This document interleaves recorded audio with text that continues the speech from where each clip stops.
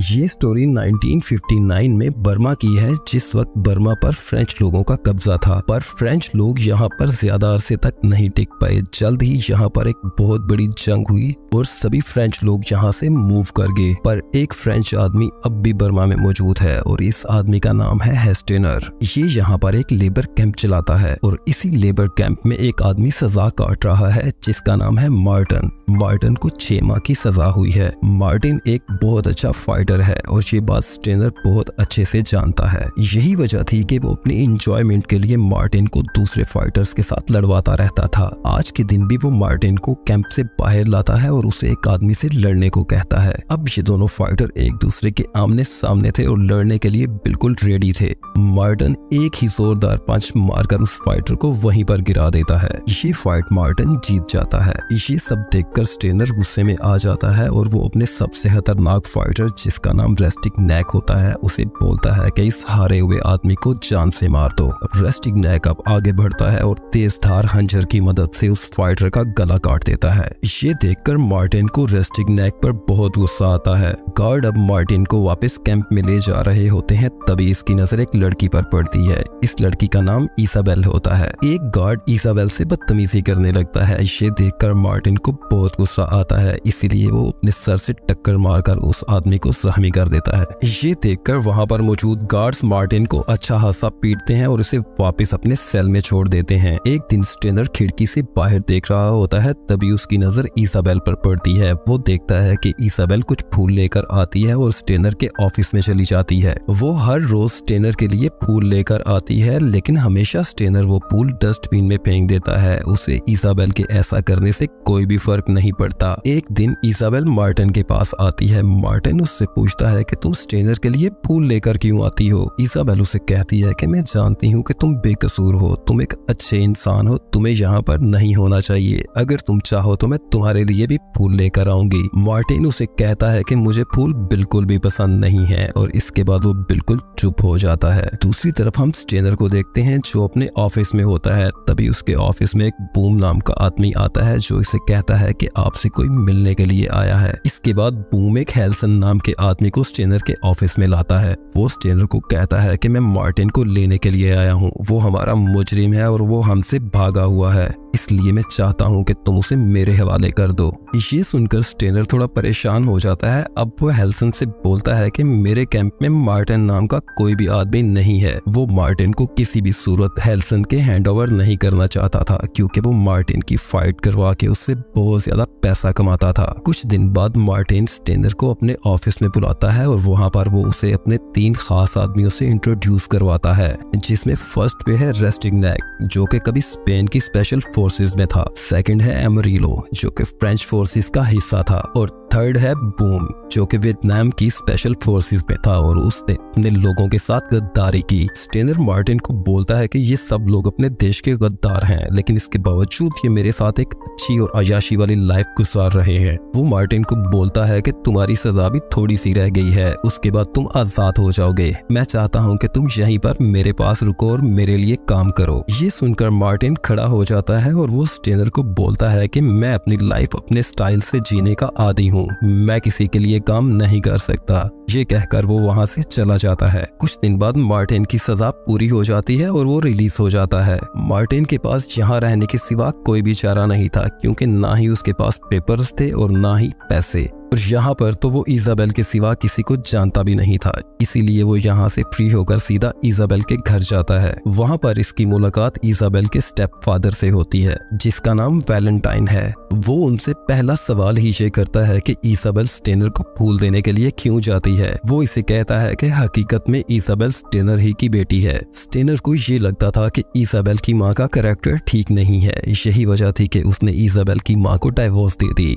यही वजह है कि इसाबेल हर रोज स्टेनर को फूल देने के लिए जाती है, क्योंकि वो जानती है कि यही मेरा फादर है। इसके बाद मार्टिन इसाबेल के फादर को कहता है कि क्या आप मेरी यहाँ पर कोई जॉब दिलवाने में मदद कर सकते हैं, क्योंकि मुझे यहाँ कोई भी नहीं जानता। वो उसे कहता है कि मेरा एक बार है, अगर तुम चाहो तो तुम वहाँ पर काम भी कर सकते हो और हमारे साथ हमारे घर पर भी रह सकते हो। अब मार्टिन इसके बार में जॉब करने लगता है और इनके साथ रहने लगता है। एक दिन वैलेंटाइन के बार में 2 लोग आपस में लड़ पड़ते हैं। वैलेंटाइन वैलेंटाइन जल्दी से मार्टिन के पास आता है और इसे कहता है कि इन दोनों लोगों को बार से बाहर निकाल दो। मार्टिन अब उन दोनों को वहां से जाने को बोलता है। वो दोनों मार्टिन को चैलेंज करते हैं कि हमसे फाइट करो और हमें हरा दो। अगर हम हार गए तो हम यहाँ से चले जाएंगे, अदरवाइज हम यहाँ से कहीं नहीं जाने वाले। मार्टिन इन दोनों का चैलेंज एक्सेप्ट करता है और वो अब इन दोनों को अच्छा खासा पीटता है ताकि वो दोबारा कभी भी इस बार के करीब नजर ना आए। अगले दिन मार्टिन बार में काम कर रहा होता है, तभी हम देखते हैं कि वहाँ पर रेस्टिक नेक और बूम आते हैं। वो इसे कहते हैं कि रात को जिन दो लोगों को तुमने मारा और पीटा उनमें से एक स्टेनर का फाइटर था। वो अब जख्मी है और वो फाइट नहीं कर सकता, इसीलिए अब उसकी जगह पे तुम्हें लड़ना होगा और अगर तुमने ऐसा ना किया तो स्टेनर का बहुत ज्यादा नुकसान होगा। मार्टिन उसे ये फाइट लड़ने से मना कर देता है। रेस्टिक नेक उसे अब अच्छी तरह से सोचने की मोहलत देता है और साथ ही साथ जाते हुए बार को नुकसान पहुंचाने की धमकी देता है। उसी शाम मार्टिन और वैलेंटाइन आपस में गपशप लगा रहे होते हैं। वहां पर वैलेंटाइन इसे कहता है कि उस पूरे गैंग से लड़ने से बेहतर है कि तुम एक ही फाइट लड़ लो और जीत जाओ। मार्टिन उसकी बात मान जाता है। अब मार्टिन की फाइट का वो दिन आ जाता है। यहाँ पर उसके सामने बहुत ही तगड़ा और खतरनाक फाइटर होता है। मार्टिन थोड़ी ही देर में उस शख्स को अच्छा खासा पीट कर उसे गिरा देता है। मार्टिन समझता है कि लड़ाई खत्म हो गई, लेकिन अभी मार्टिन को एक और शख्स के साथ फाइट करनी थी। अब एक और फाइटर इससे लड़ने के लिए मैदान में आता है, लेकिन मार्टिन उसको भी बड़ी ही आसानी के साथ हरा देता है। दूसरी तरफ हम देखते हैं कि हैरिसन वैलेंटाइन के पास उसके बार में जाता है और उससे मार्टिन के बारे में पूछता है। वो उसे कहता है कि मार्टिन एक क्रिमिनल है और उसके ऊपर इंग्लैंड में केस चल रहा है। वैलेंटाइन अब हैरिसन से पूछता है कि उसने ऐसा क्या जुर्म किया है। वो इसे बताता है कि मार्टिन के भाई और फादर को कुछ लोगों ने कत्ल किया और बदले में मार्टिन ने उस पूरे गैंग को ही मार डाला। ये सुनकर वैलेंटाइन इसे कहता है कि कुछ दिन पहले तक वो यहाँ पर काम करता था, लेकिन अचानक वो यहाँ से चला गया। अब वो कहाँ पर है मैं नहीं जानता। वहाँ स्टेनर एक बार फिर से मार्टिन को अपने पास बुलाता है और उसे अपने गैंग में शामिल होने की ऑफर करता है। वो उसे वहाँ पर पैसों की लालच भी देता है, लेकिन मार्टिन उसकी बात नहीं मानता और वहाँ से चला जाता है। नेक्स्ट सीन में हम देखते हैं कि स्टेनर अपने ऑफिस में बैठकर कुछ टाइप कर रहा होता है। यहाँ हमें पता चलता है कि ये बात स्टेनर भी जानता है कि इजाबेल इसी की ही बेटी है, लेकिन ये उसे सबके सामने एक्सेप्ट नहीं कर पा रहा। ये सब कुछ अपने लेटर में टाइप करता है और उसे अपनी शादी की पिक्चर के पीछे रख देता है। वहाँ वैलेंटाइन मार्टिन को कहता है कि मैं चाहता हूँ कि तुम और इजाबेल दोनों अमेरिका चले जाओ। ये जगह तुम दोनों के लिए बिल्कुल भी ठीक नहीं है। अगर तुम ऐसा करते हो तो तुम्हारे जाने के कुछ दिन बाद मैं इस बार को सेल कर दूंगा और मैं भी अमेरिका तुम्हारे पास आ जाऊंगा। मार्टिन को वैलेंटाइन का ये प्लान बहुत पसंद आता है, लेकिन उसके पास पैसे नहीं थे, इसीलिए नेक्स्ट डे वो स्टेनर के पास जाता है और उसे वहाँ पर एक बड़ी फाइट करने का कहता है। स्टेनर उसे कहता है कि ये पॉसिबल बिल्कुल भी नहीं है, क्योंकि यहाँ का हर एक फाइटर तुम्हारी फाइट देख चुका है, कोई भी तुमसे लड़ने को तैयार नहीं है। ये सुनकर मार्टिन खामोश हो जाता है। तभी स्टेनर इसे कहता है कि एक आइडिया है, अगर तुम मेरी बात मान लो तो हम दोनों बहुत पैसा कमा सकते हैं। मार्टिन फौरन से बोलता है कि जल्दी से बताओ, मैं पैसे के लिए कुछ भी करने को तैयार हूँ। स्टेनर इसे कहता है कि तुम ऐसा करो कि अगली फाइट तुम हार जाओ, तुम्हारी जीत की वजह से बहुत सारे लोग तुम पर पैसा लगाएंगे और तुम हार जाओगे, जिससे हम बहुत सारा पैसा कमा सकते हैं। मार्टिन इस बात के लिए एग्री हो जाता है। आज मार्टिन की फाइट का दिन है और स्टेनर की सोच के मुताबिक हर एक शख्स ने मार्टिन की जीत के ऊपर बहुत पैसा लगाया है, लेकिन स्टेनर के प्लान के मुताबिक मार्टिन ये फाइट हार जाता है। दूसरी तरफ हम रेस्टिक नेक को देखते हैं, जो वैलेंटाइन के बार में आता है और उसे आकर बताता है कि मार्टिन ये फाइट हार चुका है। ये सुनकर वैलेंटाइन को बहुत बड़ा धचका लगता है, क्योंकि उसने अपना पूरा बार मार्टिन की जीत पर लगाया था। उसी टाइम वहाँ पर इजाबेल आ जाती है। उसे ऐसा लगता है कि रेस्टिक नेक झूठ बोल रहा है, इसीलिए वो गुस्से में आकर इसे थप्पड़ मार जाती है। बदले में रेस्टिक नेक भी उसे थप्पड़ मारता है। ये देखकर वैलेंटाइन जो ही अपनी गन उठाने लगता है, तभी रेस्टिक नेक के आदमी इन दोनों को वहीं पर जान से मार देते हैं। रात को जब मार्टिन वापस आ रहा होता है, तभी बाहर खड़े हुए रेस्टिक नेक के आदमी इसे देख लेते हैं। वो भागकर अंदर जाते हैं और रेस्टिक नेक को मार्टिन के आने की खबर देते हैं। मार्टिन को बिल्कुल भी आइडिया नहीं था कि यहाँ पर क्या हो चुका है। तभी रेस्टिक नेक अपनी गन उठाकर आता है और इस पर फायरिंग करने लगता है, जिससे एक गोली इसके कंधे पर लगती है और वो वहीं पर गिर जाता है। रेस्टिक नेक को लगता है कि मार्टिन भी मर चुका है, इसीलिए वो इन तीनों की डेड बॉडीज को जमीन में गड़ा खोदकर उसमें दफन कर देता है और अपने आदमियों को लेकर वहां से चला जाता है। कुछ देर बाद मार्टिन उस गड्ढे से बाहर आता है और वो इजाबेल को भी बाहर निकालता है। तब हमें पता चलता है कि इसाबेल अभी भी जिंदा है। वो इसाबेल को लेकर वहाँ पर पास कुछ आदमियों के पास जाता है। अब मार्टिन स्टेनर के गैंग से इस सब का हिसाब लेने के लिए खुद को अच्छे से रेडी करता है। सबसे पहले मार्टिन वैलेंटाइन के बार में जाता है और बार के बाहर खड़े हुए आदमियों को अच्छा खासा पीटता है।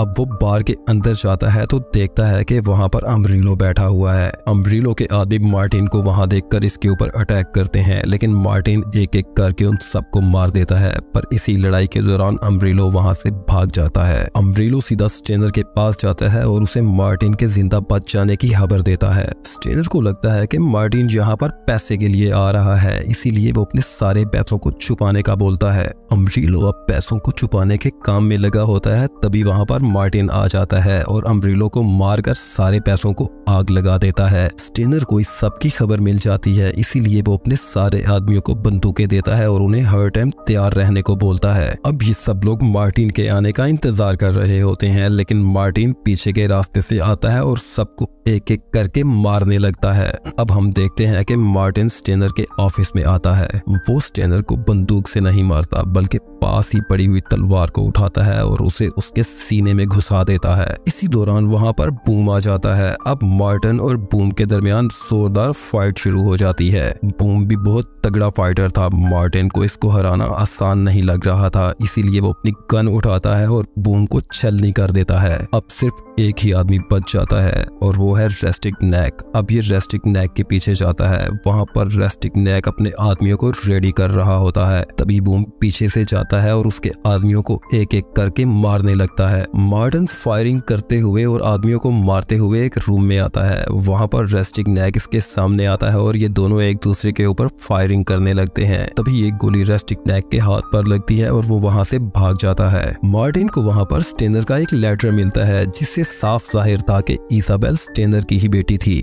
मार्टिन वो लेटर इसाबेल को भेज देता है। अब मार्टिन का एक ही आखिरी टारगेट बचता है और वो था रेस्टिक नेक। आखिरकार वो रेस्टिक नेक को ढूंढ लेता है और इन दोनों के दरमियान एक तगड़ी फाइट होती है और इसी फाइट के दौरान मार्टिन रेस्टिक नेक के खंजर से उसकी जान ले लेता है। अब हम देखते हैं कि हैरिसन मार्टिन के पास आता है और उसे अपने साथ चलने को बोलता है। मार्टिन उसे कहता है कि अगर तुमने मेरे साथ जबरदस्ती करने की कोशिश की तो मैं तुम्हें यहीं पर जान से मार दूंगा, और अगर तुम चाहते हो कि मैं तुम्हारे साथ चलूं तो तुम्हें इंग्लैंड जाकर मेरे पे बने हुए सभी केसेस को खत्म करवाना होगा, फिर मैं तुम्हारे साथ जा सकता हूं। और यहीं पर ये स्टोरी एंड होती है।